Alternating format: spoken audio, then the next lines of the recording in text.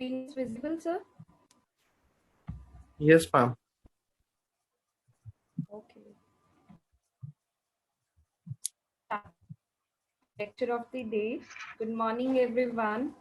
So, in our syllabus, there is one thing which is mentioned unless we know the root cause, किसके कारण हमारी quality effect होती है, we can't So, hereby I have brought dyeing, printing, and finishing defects. Knowledge about brief knowledge is required on our part. ताकि अगर हमें वो defects दिखे हम उनको ठीक कर पाए, उनको रेक्टिफाई कर सकें, सो दैट हम क्वालिटी को इम्प्रूव कर सकें. So starting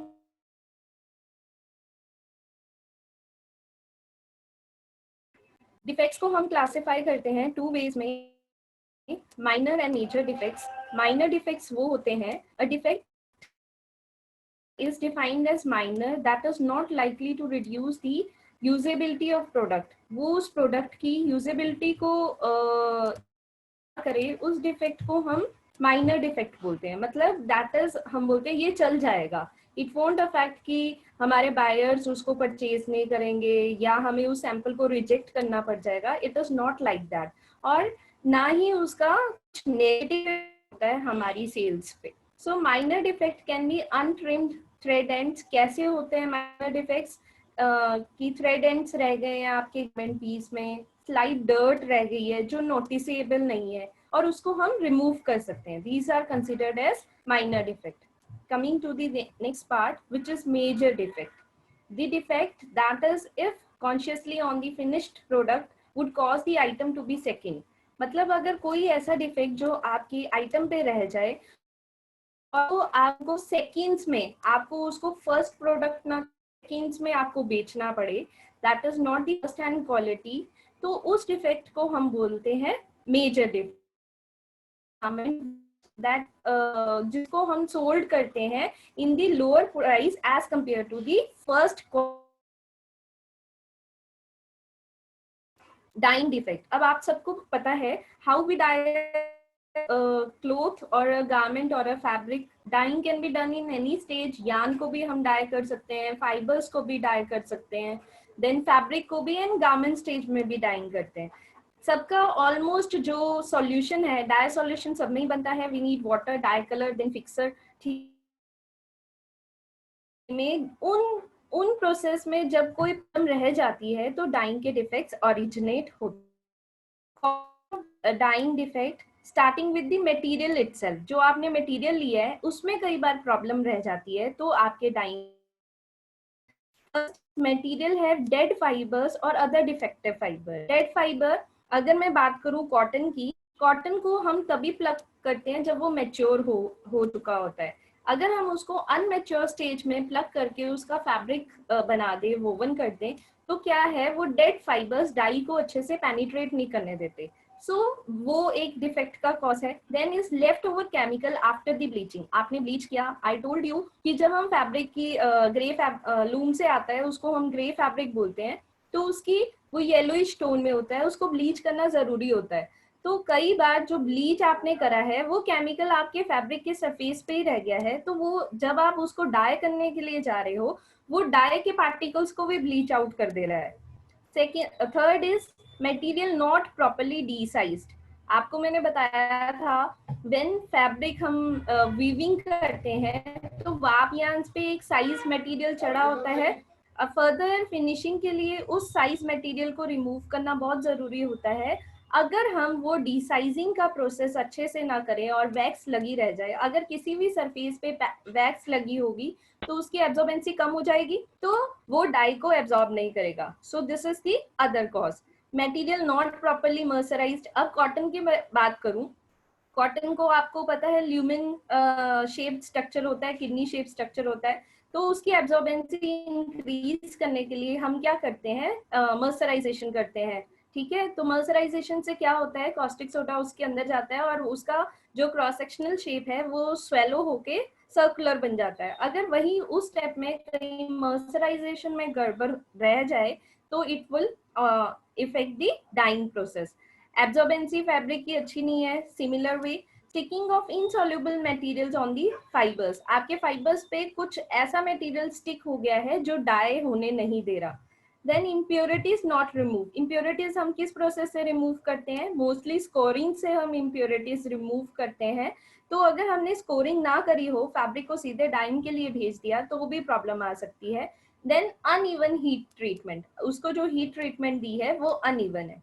coming to that was all material की वजह से जो डिफेक्ट अराइज होते हैं। नेक्स्ट मैं बात करूंगी पानी, जो हम वाटर ले रहे हैं, जिसमें हम सॉल्यूशन बनाएंगे, जिसमें हमने सॉल्यूट को मिक्स करना है, उसकी क्वालिटी कैसी है।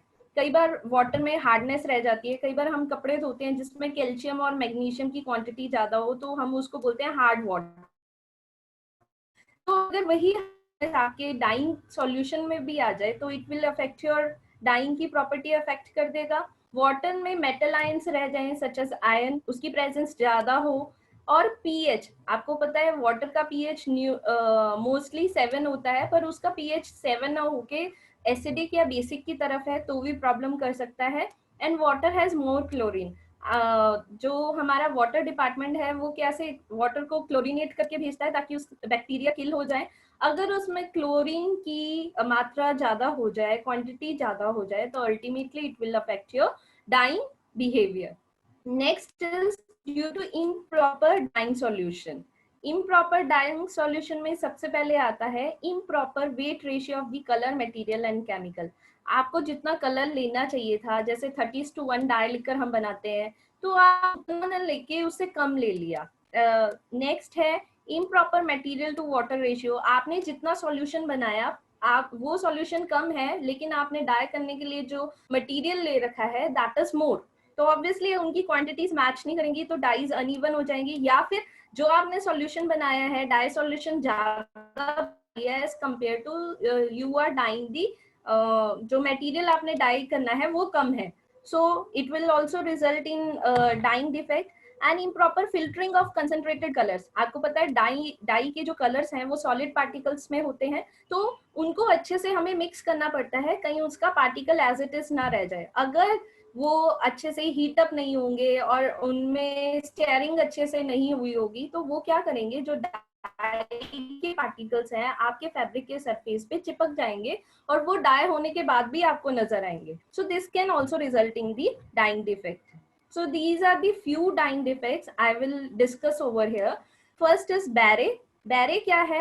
It is a horizontal shaded band across the width of fabric. यहाँ देखिएगा आपको एक horizontal band सा दिखाई देगा rest of the fabric से, इसको हम barre नाम देते हैं। अब ये क्यों होता है? It is caused by the variation in the size of filling yarn. Filling yarn मतलब जो वेफ्ट यार्न है उसके साइज में कहीं ना कहीं है, और by the difference in the tension of filling और वाप यान। आपको पता है दिस वर्टिकल वे में जो यान्स होते हैं उसको हम वाप यान बोलते हैं, जिस साइड हमारी सेल्वेज होती है उसके पैरेलल जो यान्स परपेंडिकुलर जो यान्स होते हैं उनको weft.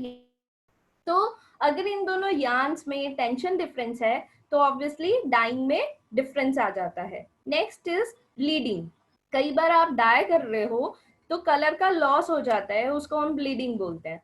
It is loss of colour when dyed fabric is wetted और इमर्ज्ड इन वाटर। जब आप उसको दोबारा पानी में डिप करेंगे तो रिंसिंग करने के लिए, तो कलर ब्लीड आउट हो जाता है। Here the water becomes colored and may cause discoloration of the other fabric। आपने कोई और फैब्रिक भी डाला होगा तो उसमें डिसकलरेशन हो जाती है। कई बार आप देखते हो, आप मार्केट से कोई कपड़ा लेके आते हो तो they have used generally direct dyes को यूज किया जाता है जो सबसे ज्यादा ब्लीड आउट,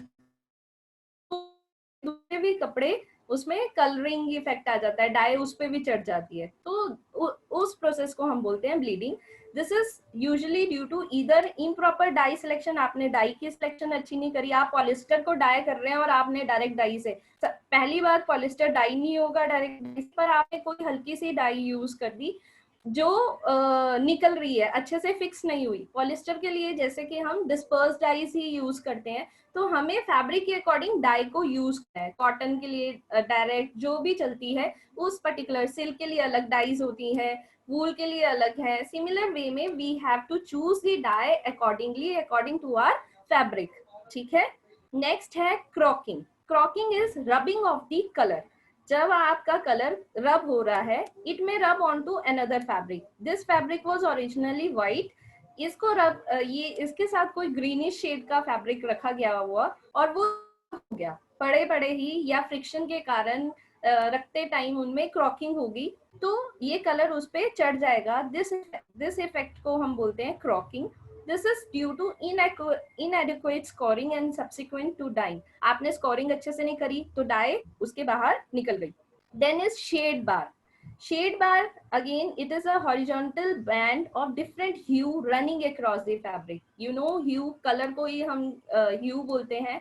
तो अगर कलर में डिफरेंट ह्यूज आ जाए, फैब्रिक में एक ही कलर के आपको डिफरेंट ह्यूज विजिबल हैं, that is there is the problem of shade bar. और ये क्यों होता है? It is caused by change of filling bobbin in the loom और लूम स्टॉप और स्टार्टअप. आप फिलिंग आपको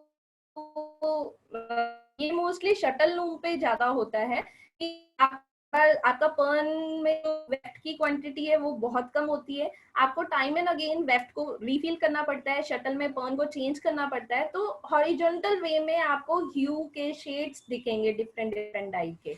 ये उस टाइम ओरिजिनेट होती है ये problem. Next is shading. It is variation in colour tone either horizontally और वर्टिकली. ये किसी भी डायरेक्शन में हो सकता है, या तो हॉरिजॉन्टली या vertically. It is generally due to uneven tension of fabric. जब आपने डाई करना या तो उसमें अच्छे से टेंशन नहीं दी तो हॉरिजॉन्टल और वर्टिकल में आपको शेडिंग का, शेड बार्स का डिफरेंस दिखेगा.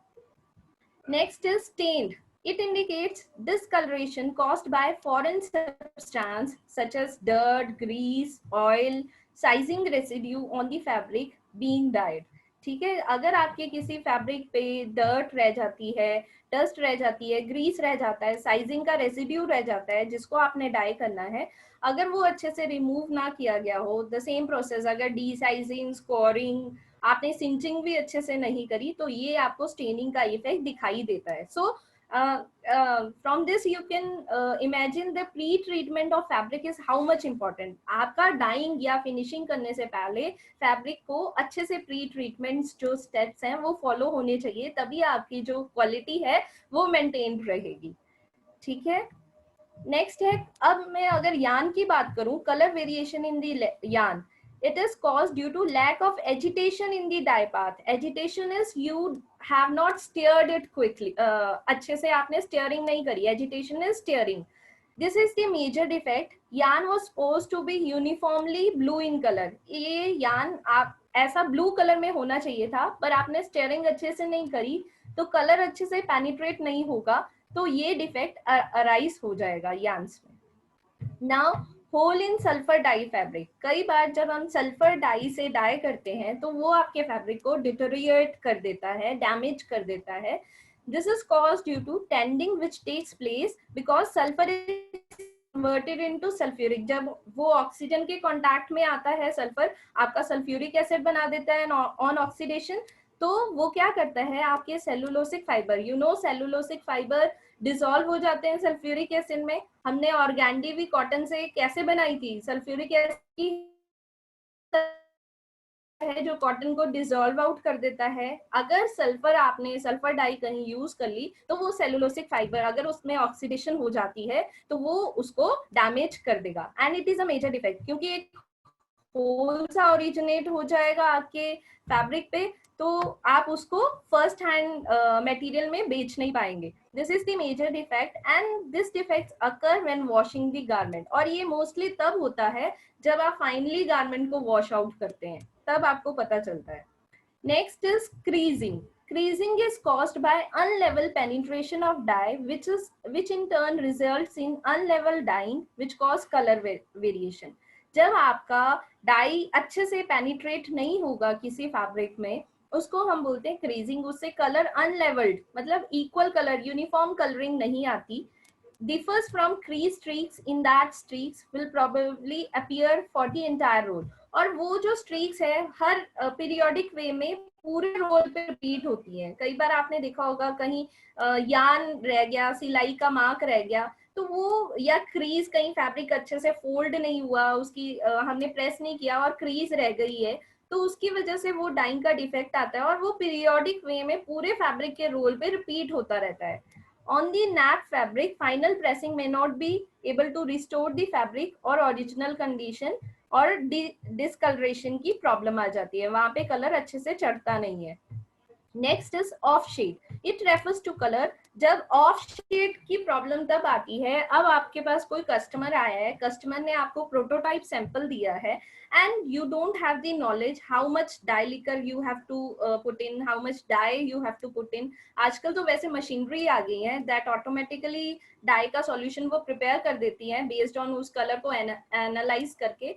But still, when it is on the hand of worker who is operating the dyeing process, अगर वो अच्छे से कलर को मैच ना कर पाए तो ऑफ शेड की प्रॉब्लम आ जाती है, क्योंकि डाई फाउंडेशन, जो आपने डाई सॉल्यूशन का फाउंडेशन रखा है, जो नींव रखी है, जो आपने बनाना शुरू किया, उसी में कहीं ना कहीं गलतियां हैं. ठीक है. नेक्स्ट है streaks. This type of defect on the fabric indicates either a stain or uneven dyeing caused by folds in fabric during the dyed process. तो ये कई बार अनइवन, ये यान में मैंने शो किया है, यान में भी स्ट्रीक्स आपको शो हो जाती हैं, क्योंकि कई बार वो जो अनइवन, आपने जो रो फॉर्म में, इन डाइंग के डिफरेंट फॉर्म्स होते हैं, आप रो फॉर्म में डाई कर सकते हो, पैकेज फॉर्म में डाई कर सकते हो, तो आपने उस पर्टिकुलर प्रोसेस में उस फैब्रिक को कैसे रखा है या यान को कैसे रखा है, तो स्ट्रीक्स का इफेक्ट आपको देखने को मिलता है. Coming to the printing defects. अब प्रिंटिंग, एवरीबडी नोज प्रिंटिंग में कितने टाइप्स होते हैं, डायरेक्ट, डिस्चार्ज एंड रेजिस्ट. वही उन्हीं प्रिंटिंग के, अगर if you have the knowledge and how printing process is carried out, you can obviously know about the defects. So methods of printing are block printing, stencil, screen, flat press and roller. These are the methods of printing. First is flushing or wicking. It is caused by low viscosity. आपको पता है printing और dying में एक difference है. Die में जो solution fibre तक पेनिट्रेट हो जाता है, whereas printing is the surface phenomena. ठीक है. तो प्रिंटिंग के लिए हम क्या करते हैं, एक प्रिंट पेस्ट तैयार करते हैं. तो अगर उसकी थिकनेस को बोलते हैं, जो प्रिंट पेस्ट की जो थिकनेस है वो पतली बन जाए प्रिंटिंग पेस्ट हमारी, तो ये फ्लशिंग और विकिंग की प्रॉब्लम आती है. ये देखिए, ये पोल्का डॉट्स हैं, ये फ्लश हो गए हैं अपने एरिया से. So this problem is called Viking. It occurs when printed area bleeds out into the unprinted area. आपका जो printed area है वो bleed out हो जाएगा बाहर की तरफ, and this result is also called haloing or shadow effect. ठीक है. Next coming to bleeding. Bleeding भी आपकी, अगर प्रिंट पेस्ट की विस्कोसिटी देखिएगा कितना इंपॉर्टेंट है, विस्कोसिटी को अच्छे से डिफाइन करना. एज अदरवाइज, या आपको प्रिंटिंग पेस्ट, कई बार कॉटन देखिए जल्दी एब्जॉर्ब कर लेता है, ये भी प्रिंटिंग पेस्ट की विस्कोसिटी भी आपके फैब्रिक टाइप पे डिपेंड करती है या फाइबर टाइप पे डिपेंड करती है, कौन सा फाइबर आप डाई करने जा रहे हो. तो you have to take the viscosity of printing paste accordingly. और ये भी एक मेजर डिफेक्ट्स है, और ये पूरे fabric unless the viscosity is corrected, जब तक आप उस विस्कोसिटी को करेक्ट नहीं करेंगे, ये पूरे फैब्रिक पे आपको देखने को मिलेगा. Next is misfits. Misfits is a print defect caused by improper alignment of the screen. ये मोस्टली स्क्रीन प्रिंटिंग में होता है, ये डिफेक्ट देखा जाता है. अगर आपने स्क्रीन को अच्छे से अलाइन नहीं करा है फैब्रिक के ऊपर, so you will get the defect of misprints. Okay, this is also known as out of registration. मतलब उसने properly register out नहीं किया, तो वो जो डिफेक्ट है, यहाँ देखिएगा, this shape has been distorted. मतलब आपकी कहीं ना कहीं स्क्रीन अच्छे से प्लेस नहीं हुई, तो जो शेप आनी थी that has been distorted out. So for the example, green leaf may overlap its black outline or print over another color. ये कहीं ऊपर या किसी और कलर के ऊपर प्रिंट हो सकती है. Then is स्टिक-इन्स. स्टिक-इन्स भी प्रॉब्लम आपकी स्क्रीन प्रिंटिंग में ही आती है. स्क्रीन प्रिंटिंग, दिस स्टिक-इन तब होता है जब आपका कोई फाइबर या लिंट, छोटा सा फाइबर आपकी स्क्रीन के साथ स्टिक हो जाए, तो स्क्रीन की ओपनिंग पे स्टिक हो जाए, उसके कारण ये स्टिक-इन आता है. ये देखिएगा, आपको दिख रहा होगा, ये पूरे फैब्रिक पे छोटे छोटे वाइट डॉट्स दिख रहे हैं. जबकि यहाँ पे पूरा यूनिफॉर्म ब्लू कलर होना चाहिए था बेस में, वो कहीं ना कहीं वो लिंट अटैच हो गई है और उसने आपकी पूरी प्रिंटिंग को स्पॉइल आउट कर दिया है. This result is small unprinted circle in the design. A stick-in is very difficult to see and often goes unnoticed. और बड़ी देर तक इसको हम नोटिस नहीं कर पाते. ठीक है, नेक्स्ट है स्क्रिम्स. स्क्रिम्स तब होता है, again this defect is with screen printing only, जब आप प्रिंट करने चाह रहे हैं, आपका फैब्रिक जो स्क्रीन के नीचे आपने ले डाउन किया है that is not properly flat, वो उसमें क्रीजिंग आ गई है, प्लीटिंग आ गई है, देन दिस डिफेक्ट अराइजेस. इसको हम स्क्रिम्स बोलते हैं. Scrimps defect occur when the fabric creases underneath one of the screen during the printing process occurs. The pattern is then printed on the top of crease. ये देखिएगा, ये dots यहाँ पे कहीं ना कहीं creasing हो गई थी फैब्रिक की, so dots have been separated out into two halves. ठीक है, ये क्यों हुआ? क्योंकि यहाँ पे creasing हो गई थी. नेक्स्ट है बैंडिंग. बैंडिंग जो है, जब आप रोलर प्रिंटिंग पे प्रिंटिंग करते हैं, रोलर प्रिंटिंग का यूज करते हैं, तब ये प्रॉब्लम आपको अराइज होती है. दैट ये फैब्रिक या डाई प्रिंटिंग पेज का डिफेक्ट नहीं है, ये जिस हेड से, प्रिंटिंग हेड से आप प्रिंट आउट कर रहे हैं, उस पर्टिकुलर हेड की पोजीशनिंग पे डिपेंड करता है. अगर उसकी अलाइनमेंट प्रॉपर नहीं है फैब्रिक के साथ, then you will encounter this type of defect. Defect caused by printing head movement over the substrate. आपका ये जो प्रिंटिंग हेड है, ये कैसे मूव कर रहा है? Substrate is your fabric. आपका जो प्रिंटिंग हेड है फैब्रिक के ऊपर कैसा मूव कर रहा है, अगर उसकी अलाइनमेंट प्रॉपर नहीं है, you will see this effect. This is called bending. Use of scanning printing head or printing head that moves back and forth across the substrate in a straight line, placing a drop of ink. जहाँ पे आपको चाहिए, ये क्या करता है head, जहाँ पे भी आपको इंक चाहिए उस प्रिसाइज लोकेशन पे इंक को ड्रॉप करता है. पर अगर इसकी अलाइनमेंट प्रॉपर ना हो तो it result in horizontal band और लाइन ऑफ अनप्रिंटेड एरिया. ये वहां पे प्रिंट नहीं कर पाएगा अगर इसकी अलाइनमेंट प्रॉपर ना हो. Next is unwanted pigment marking on the fabric. This is cause due to screen has holes. आपकी स्क्रीन कुछ टाइम बाद आपकी स्क्रीन डैमेज हो जाती है. आपको पता है स्क्रीन नायलॉन के पतले नेट से, फैब्रिक से बनती है, तो कई बार रीयूज के कारण वो लूज हो जाती है या उसमें होल्स आ जाते हैं. तो ये जो डिफेक्ट है उस टाइम पे अराइज करता है. तो this could be because the ageing of screen आपकी पुरानी हो गई है, और इवेंचुअल डैमेज और just improper exposure to light, और लाइट को अच्छे से आपने एक्सपोज आउट नहीं किया.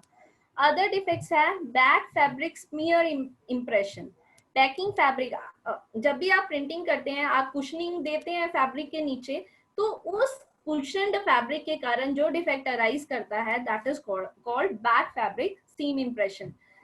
Backing fabric is often used to cushion the fabric being printed. If there is joining in seam in the backing fabric, or impression will result on the, आपका कहीं ना कहीं backing fabric अगर joint है, that will cause impression on the top. जब आप print कर रहे होगे वो impression आपके top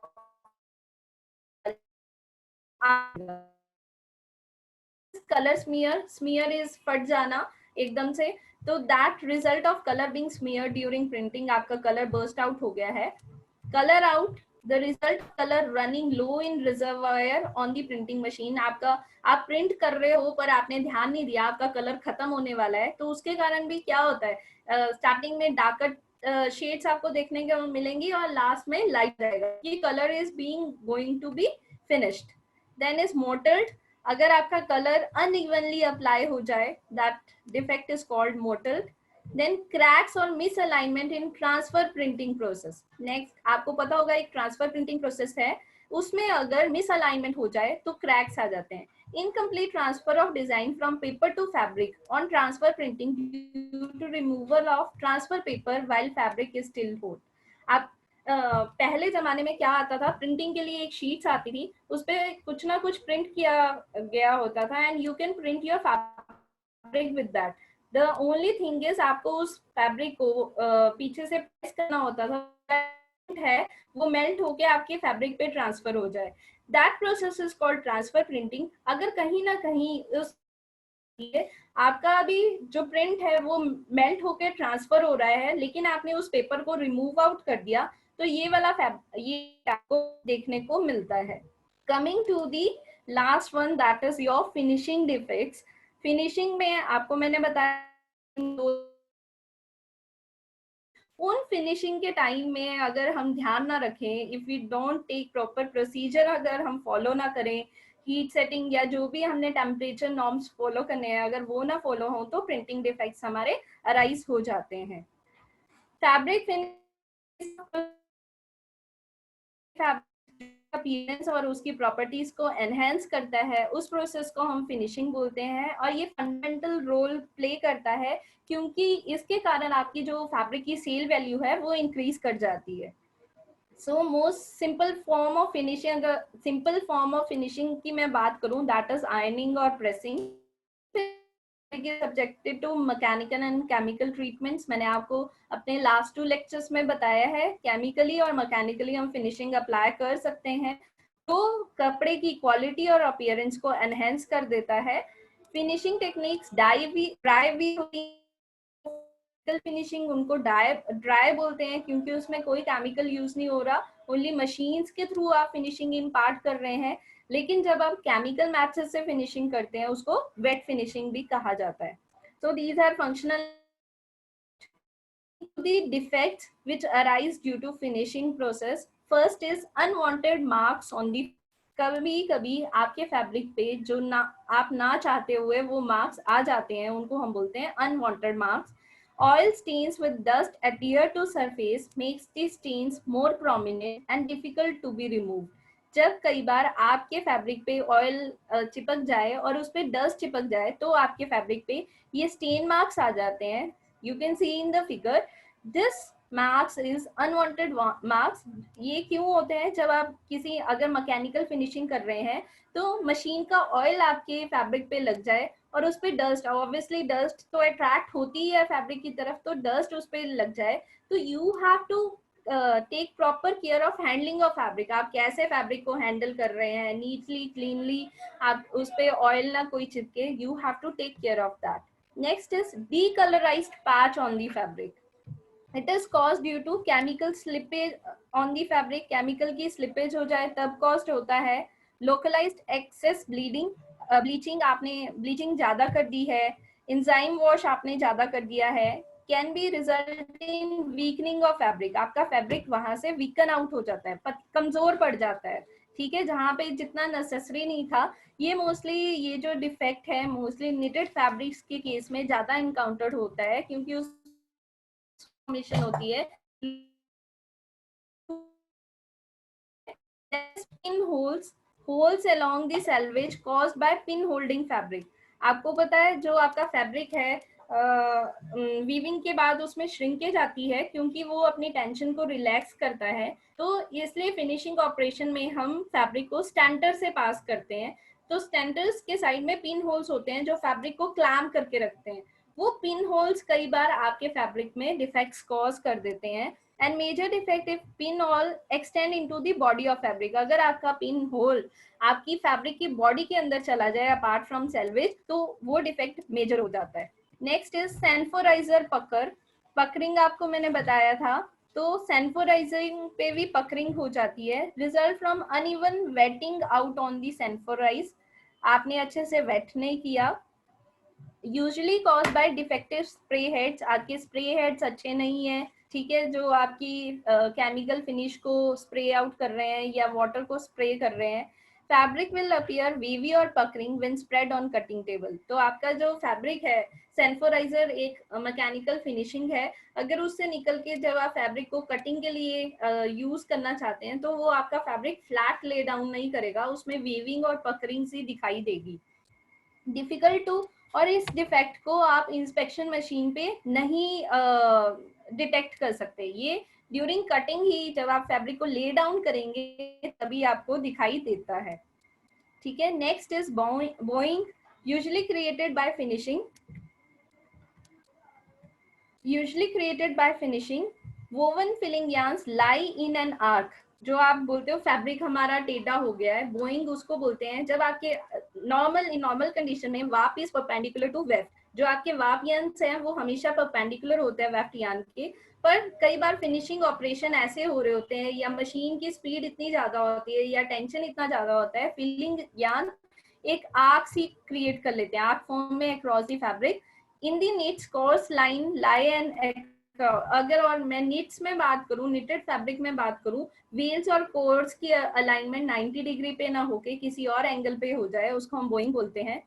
establish standard of appearance critical on stripes pattern, और ये जो इफेक्ट है ये क्रिटिकली दिखता है जहाँ पे स्ट्राइप्स इफेक्ट है, क्योंकि आपकी सारी जो स्ट्राइप्स हैं वो टेढ़ी हो जाएंगी दिखने, वो ऑब्वियसली विजुअली आपको ये डिफेक्ट ज्यादा दिखने लग जाएगा। नेक्स्ट है पिलिंग। पिलिंग आपको पता है बुरका फॉर्मेशन। तो जब आपकी फिनिशिंग के टाइम जब आपका फैब्रिक बार बार रब होता है फिनिशिंग मशीन के सरफेस से, तो पिलिंग की प्रॉब्लम एनकाउंटर हो जाती है।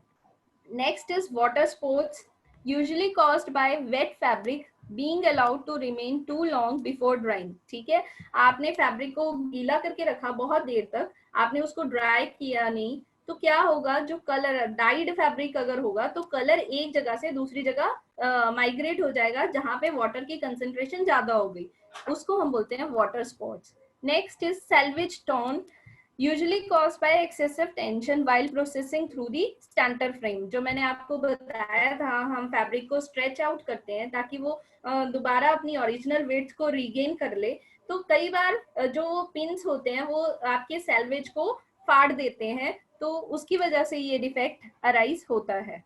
नेक्स्ट है कट्स और nicks caused in different handling of scissor और स्निप्स और मैकेनिकल ट्रिमिंग। आप सीजर्स को फिनिशिंग करते वक्त आपने सीजर्स या ट्रिमिंग गलती से ऑपरेटर से कहीं और लग गई, in the body of fabric लगी, तो कट्स पड़ जाते हैं आपके फैब्रिक पे।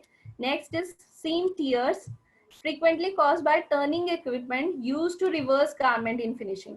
अब कई बार जब आपने गारमेंट बनाया होता है that is turn inside out, और उसको पैकेजिंग करने के लिए आपको फिर टर्न करना पड़ता है। फॉर दैट नाउ डेज नई नए इक्विपमेंट्स आ गई हैं जो उसको टर्न आउट करती हैं, तो वो जो मशीन्स है कई बार किसी फैब्रिक के सीम में अड़ के उस सीम को उधेड़ सकती हैं, ठीक है, अनरेवल कर सकती हैं, that is called seam tears.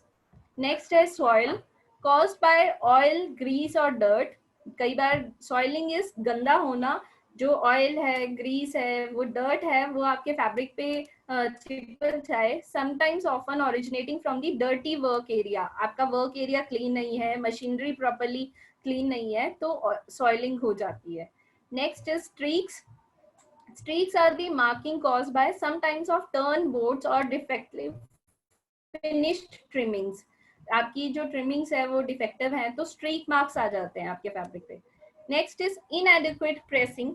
अगर आपकी प्रेसिंग प्रॉपर नहीं है, गारमेंट को पैक करने से पहले आपने उसकी क्रीजेस को रिमूव नहीं किया, that also leads to a finishing defect. It is caused by excessive heat of pressure resulting in poor pleating, fullness और twisting of seam। आपकी जो सीम है आपने स्ट्रेट करनी थी पर आपने जल्दबाजी में उसको कहीं और प्रेस कर दिया, और तो क्या होता है आपकी सीम्स और प्लीट्स जो है वो ट्विस्ट हो जाते हैं ऑन दी गारमेंट सरफेस, और उसका जो अपीयरेंस है, ऑब्वियसली जब भी गारमेंट बनता है वी डू प्रेसिंग, प्रेसिंग से क्या होता है उसकी जो एस्थेटिक अपील है वो बढ़ जाती है। अगर वही आप प्रेसिंग ढंग से नहीं करेंगे तो it will lead to defect. Pressing producing shine on the fabric. अगर कई बार आपने देखा होगा फैब्रिक सिंथेटिक फाइबर है वो मेल्ट होने शुरू हो जाते हैं, प्लास्टिक में कन्वर्ट हो जाते हैं अगर एक्सेसिव हीट होगी, तो जब प्लास्टिक में कोई चीज कन्वर्ट होगी तो ऑब्वियसली शाइन आ जाएगी उस पर्टिकुलर एरिया में जहाँ पे प्रेस का मार्क होगा, तो वो शाइन भी प्रोड्यूस हो जाती है। Two threads will get wound on the guide roller, forming the ridges in the processing machine and cause creases at these places। कई बार आपको मैंने केमिकल प्रोसेस में पैड ड्राई क्योन मेथड होता है, हम पैडिंग करते हैं, डिफरेंट रोलर से फैब्रिक को पास करना पड़ता है, कोई एक लूज थ्रेड अगर फैब्रिक से निकल के उन रोलर्स पे वाउंड हो जाए तो वो रिजेस ही बना देते हैं, बैंड से बना देते हैं, that is called loose thread. Also loose thread can cause problem of dry और प्रिंट ट्रांसफर। ऑब्वियसली कहीं ना कहीं थ्रेड निकल गया होगा तो आपकी डाई भी अच्छे से ट्रांसफर नहीं होगी और प्रिंटिंग भी अच्छे से नहीं होगी। Then is a skewed or bias condition where filling yarn are not square with the warp yarn on the woven fabric, similar जो हमने पहले बात करी थी, आंख डेवलप हो जाती है और या फिर ए स्क्वायर बायसनेस आ जाती है, दैट इज दिस। अब कई डिफेक्ट्स है फोल्डिंग के दौरान भी हम क्रिएट हो जाते हैं। उन डिफेक्ट्स को अगर आपने सब कुछ बहुत अच्छे से करा है लेकिन you are not following the norms of folding, आप अच्छे से फोल्ड नहीं कर रहे, operator is not skilled enough to do the folding, तो ये फोल्डिंग के डिफेक्ट्स अराइज हो जाते हैं। सो देखिएगा अल्टीमेटली आपने पूरा प्रोसेस बहुत अच्छे से किया, डाइंग अच्छे से करी, प्रिंटिंग अच्छे से करी, you have tackled all the every aspect and you have maintain quality, but अगर आपने फोल्डिंग उस फैब्रिक की अच्छे से नहीं करी, पैकेजिंग अच्छे से नहीं करी, it will also hamper the quality of your fabric. So folding is an important stage. Fabric not folded according to specification, आपने जो स्पेसिफाइड नॉर्म्स थे आपने उसके अकॉर्डिंग फैब्रिक को फोल्ड नहीं किया। Fabric not folded with proper material, आपने cardboards डालने थे, टिश्यूज डालने थे, क्लिप, आपने उनको नहीं किया, उन मटेरियल्स का यूज नहीं किया फोल्डिंग करते वक्त, so it will lead to other defect. Garments not button, flat, not closed, incorrect number of pins, आपने पिंस जितने देने थे या उसको बटनिंग अच्छे से नहीं करी, so it is also considered as a defect. You have to take proper care of that. So this was all defects. These were the a few defects which need to be noticed or need to be rectified, so that your garment has the A1 quality that should be sold as the first, not the seconds. If you people have any queries, you can ask me.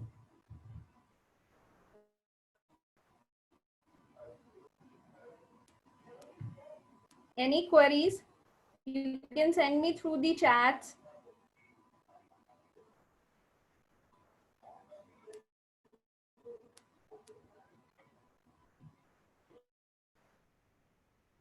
So this topic was much important. जैसे हम scenes और stitches के बारे में जान रहे थे, तो फैब्रिक की प्रोसेसिंग और फिनिशिंग, डाइंग के टाइम पे जो डिफेक्ट्स आते हैं वो भी आपकी फैब्रिक की क्वालिटी को हैम्पर कर सकते हैं। तो unless you have the knowledge of these defects, तो आप उनको रेक्टिफाई नहीं कर सकते। बेटा PPT I would be busy and I was facing few internet problem, so I could not send you. तो मैं आपको send कर दूंगी whenever I get the time. I have you, don't worry. Summarization में मैं ये बोलना चाहूंगी, क्वालिटी इज इम्पॉर्टेंट एस्पेक्ट। कहीं भी हम जाते हैं, कहीं भी, even the food we when we go to purchase of और ईट समथिंग, हम चाहते हैं हम क्वालिटी वाली शॉप से, जिसकी क्वालिटी अच्छी हो वहीं से खाएं। तो सिमिलर वे में quality is an important aspect everywhere in each and every sphere of our life, especially in the fashion department. Quality has an important effects on the garment also. आप garments अगर अच्छे से sold out नहीं होंगे तो आपको उनको seconds में भेजना पड़ेगा।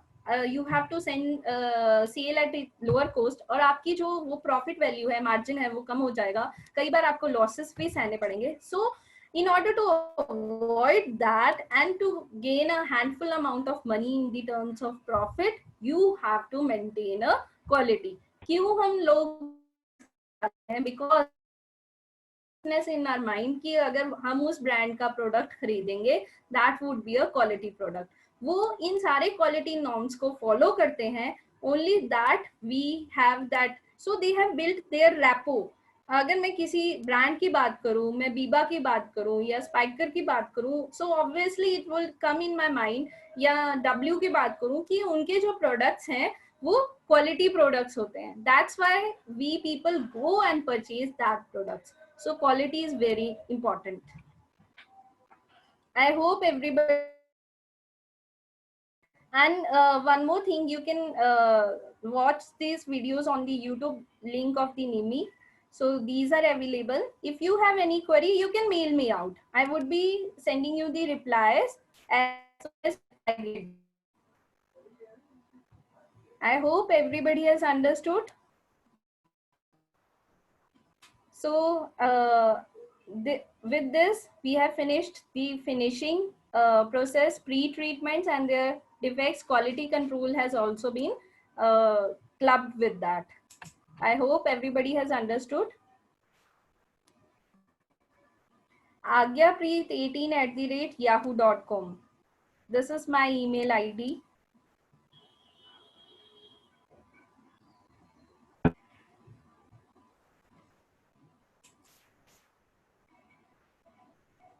Okay then, I hope everybody has understood. Still, if you people have queries, feel free to contact me through the mails. I would be sending whenever I would have time, and I'll definitely send. There is no question that I will not answer. I'll answer. Okay. Thank you, everyone.